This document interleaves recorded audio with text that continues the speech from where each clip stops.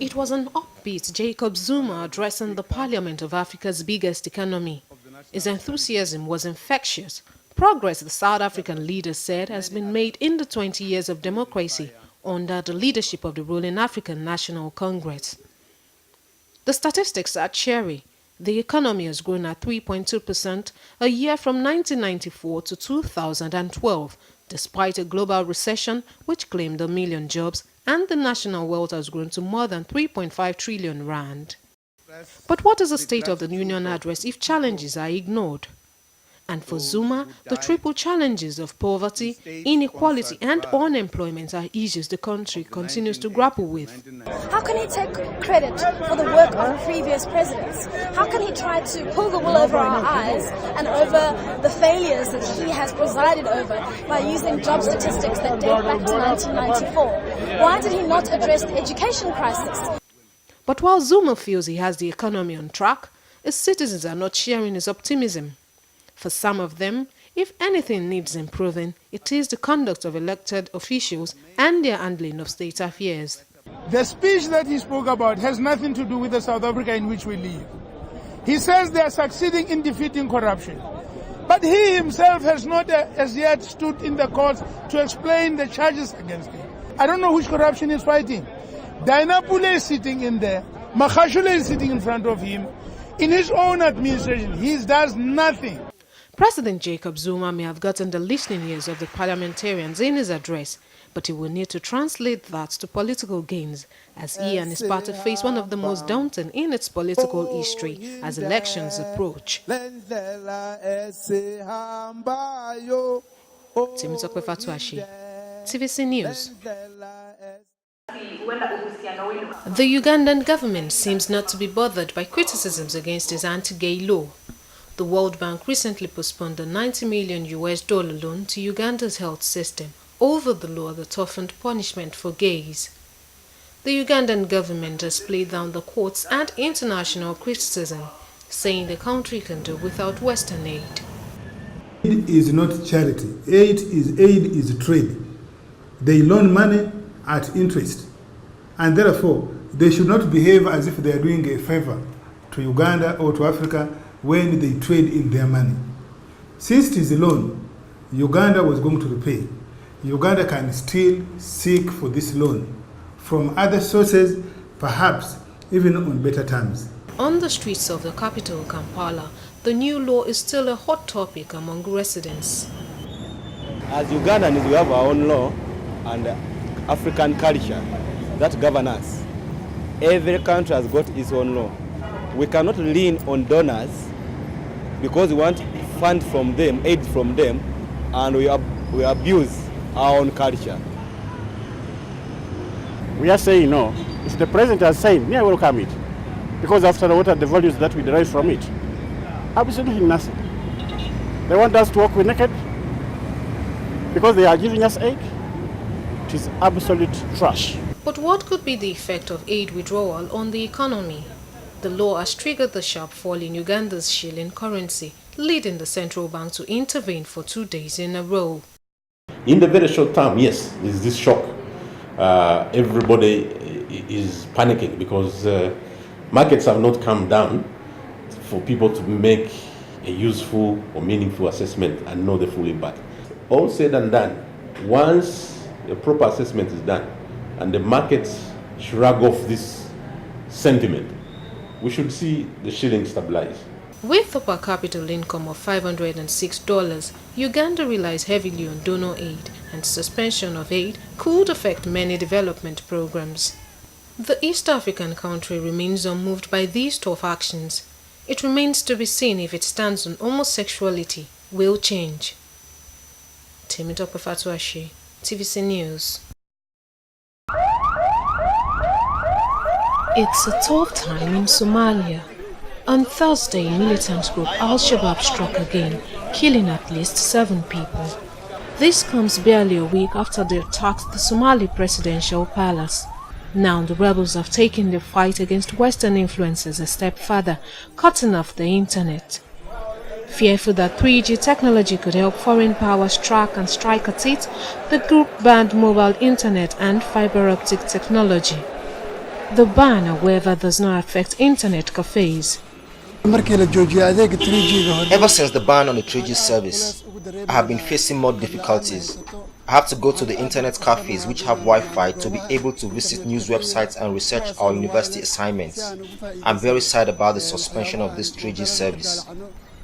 While the telecoms industry has been hard hit, internet cafes where people can still get online are booming. Since the internet ban, we have been getting a lot of customers. There's a big change. In the past, people didn't use our internet as much as they use the internet on their phones. But what is the position of the Somali government, which is facing criticism at the moment? If the Al-Shabaab ban is being enforced in the city, that is a big setback to the government.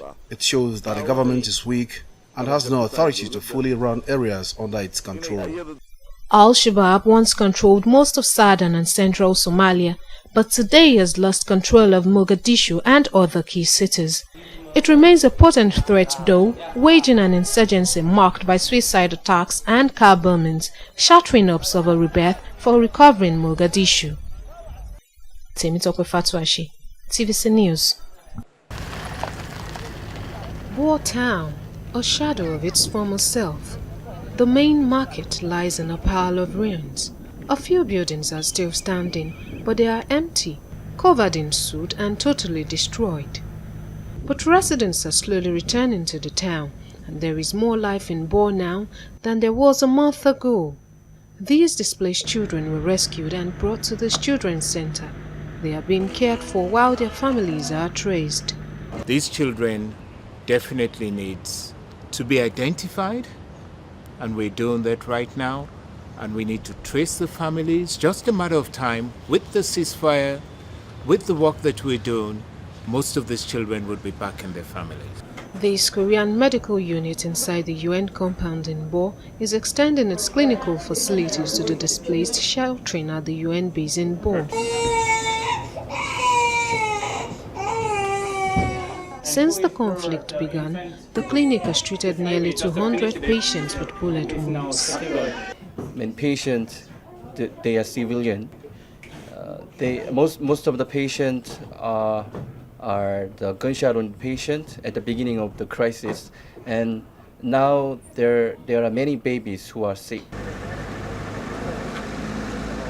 The UN mission patrols the town 4 to 6 times daily and provides security for airport and civilian convoys.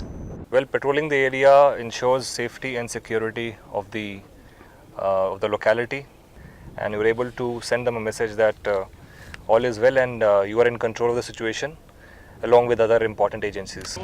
With more than 5,000 civilians choosing to remain at the UN mission base in Bor, it is clear that many are still not convinced of safety in these parts. Temitope Fatuase, TVC News. Sitting in the heart of Lagos is Makoko, a waterborne community. Its waterways is home to a beehive of activities including fishing and trading. There's currently just a handful of small schools to cater for the tens of thousands of people who live here. But rising from the lagoon is a possible answer, a floating school. Standing like a lighthouse, this unique outfit, constructed around 250 recycled plastic drums, accommodates well over 100 pupils. The project, backed by the UN Development Fund, the Nigerian government and a German NGO, is the brainchild of local architect Kunle Adeyemi. Living on water is actually a way of life.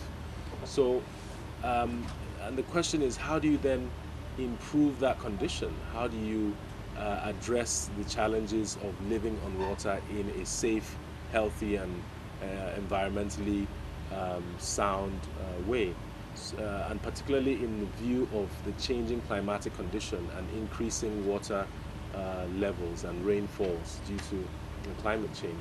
And it's not just the children who will benefit. Local fishermen find space underneath the school to repair their broken nets. Head teacher Noah Shemede says more schools like this are needed. Every child in Nigeria deserves education wherever they are. We are on water. That doesn't mean that we can't go to school on water. We need more schools to accommodate thousands of children that are at home. Perceived by authorities as an eyesore on Lagos' mega city status, this water world is used to people turning the other way, but with an architectural gem of its own, finally some attention, and perhaps a symbol of hope for the people of Makoko. Temitope Fatuase, TVC News. The trucks carrying tons of rice and maize meal made their way in a convoy under French military escort to Bangui, after days of waiting at the border in neighboring Cameroon for the security situation to calm down. And as soon as they arrived, tickets were handed out to civilians who filed out in their numbers to collect food aid. United Nations food agencies say the food supplies are about a fraction of what's needed to feed the thousands of displaced people. Our stocks of cereals, they have reached the level 0 today. Those trucks are bringing to 150 tons, which will be enough for us for 3 days. If we don't find quick solutions, we cannot continue with our operations in Central African Republic. The food aid came as dozens of Seleka rebels moved out of the main military base, hours after some of them were escorted out of the capital by peacekeepers in the region. More than 50,000 displaced people are holed up at Bangui Airport in a makeshift camp. Almost 1 million people have been displaced by fighting since the mostly Muslim Seleka rebel group seized power in March in the majority Christian country. At least 2,000 people have so far been killed. Temitope Fatuase, TVC News. This is the Bakara market in Mogadishu, and for over 2 decades, this market served as the home of fake travel documents. Somalis used the fake identity cards and passports to seek refugee status in neighboring countries. Now, things have changed. Hundreds of Somalis braved the scorching sun, queuing to get their new national identity cards at this center in Mogadishu. With just 13 workstations and locally trained staff, these men and women are rolling out Somalia's new and improved IDs fitted with a smart card. All is digital, so that's why we bring the chip SIM card for the security issue also. It's a very good idea because everyone cannot take, and everyone who is going to take, we have to have his fingerprinting, his database, and his every necessary documentary. So that's why we selected the latest version of the ID card or national security card. The electronic chip contains biometric data collected at the center and has some of the latest security features to protect against forgery. It has a lot of benefits for me. It verifies who I am and my position in the community. And this is written on the ID card. To the rest of the world, it's a way of identifying one's nationality and place of birth. As we know, Somalia, 22 years we are in war, but just we are going to development. This is part of the development. Somalia has taken a huge leap with technology, being among the first 5 African countries to use the smart cards ID system. The smart cards now give these Somalis another opportunity to reconnect with the rest of the world and most importantly give them an identity they lost to the war years back. Temitope Fatuase, TVC News,